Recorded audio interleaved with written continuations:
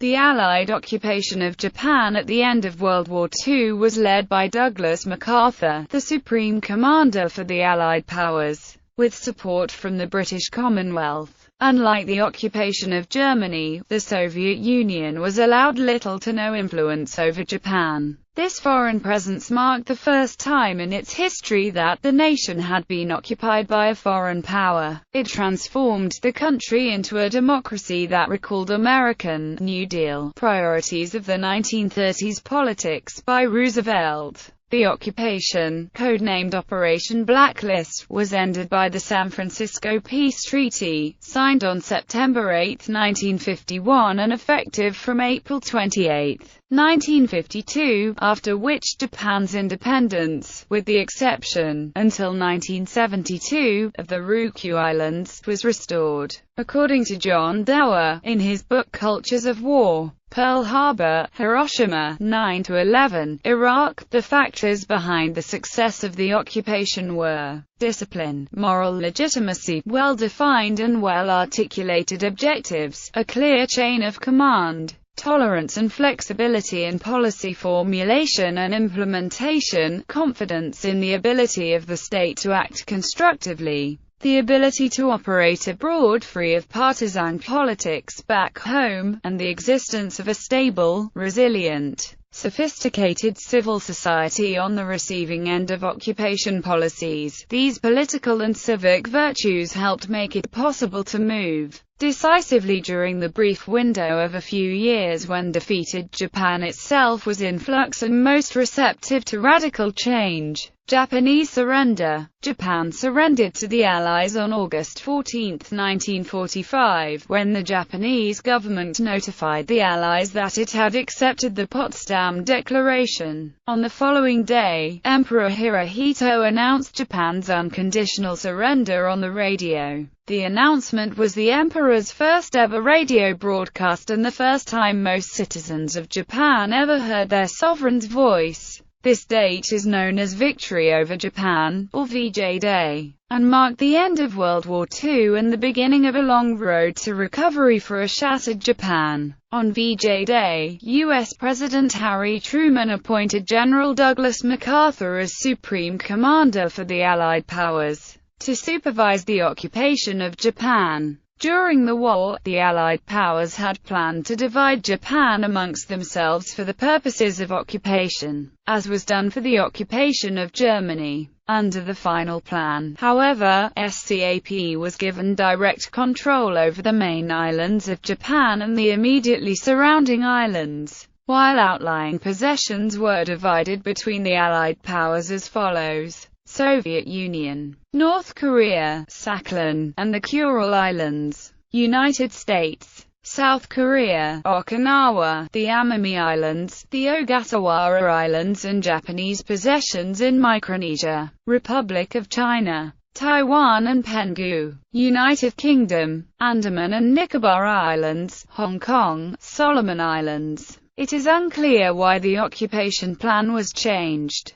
Common theories include the increased power of the United States following development of the atomic bomb, Truman's greater distrust of the Soviet Union when compared with Roosevelt, and an increased desire to contain Soviet expansion in the Far East after the Yalta Conference. The Soviet Union had some intentions of occupying Hokkaido. Had this occurred, there might have been the foundation of a communist, Democratic People's Republic of Japan, in the Soviet zone of occupation. However, unlike the Soviet occupations of East Germany and North Korea, these plans were frustrated by the opposition of U.S. President Harry S. Truman. The Far Eastern Commission and Allied Council for Japan were also established to supervise the occupation of Japan. Japanese officials left for Manila, Philippines on August 19 to meet MacArthur and to be briefed on his plans for the occupation. On August 28, 150 U.S. personnel flew to Atsugi, Kanagawa Prefecture. They were followed by US Missouri, whose accompanying vessels landed the 4th Marine Division on the southern coast of Kanagawa. Other Allied personnel followed. MacArthur arrived in Tokyo on August 30, and immediately decreed several laws.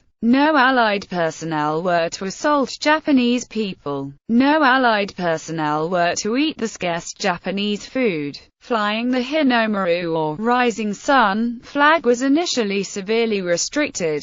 The restriction was partially lifted in 1948 and completely lifted the following year. On September 2, 1945, Japan formally surrendered with the signing of the Japanese Instrument of Surrender. On September 6, U.S. President Truman approved a document titled U.S. Initial Post-Surrender Policy for Japan. The document set two main objectives for the occupation: eliminating Japan's war potential and turning Japan into a Western-style nation with pro-American orientation. Allied forces were set up to supervise the country, and, for 80 months following its surrender in 1945, Japan was at the mercy of an army of occupation. Its people subject to foreign military control. At the head of the occupation administration was General MacArthur, who was technically supposed to defer to an advisory council set up by the Allied powers, but in practice did everything himself. As a result, this period was one of significant American influence, having been already identified in 1951. That, for 6 years the United States has had a free hand to experiment with Japan than any other country in Asia, or indeed in the entire world. MacArthur's first priority was to set up a food distribution network, following the collapse of the ruling government, and the wholesale destruction of most major cities. Virtually everyone was starving. Even with these measures, millions of people were still on the brink of starvation for several years after the surrender. As expressed by Kawari Kazuo, democracy cannot be taught to a starving people, and while the U.S. government encouraged democratic reform in Japan, it also sent billions of dollars in aid. Initially, the U.S. government provided emergency food relief through Government and Relief in Occupied Areas funds. In fiscal year 1946, this aid amounted to $92 million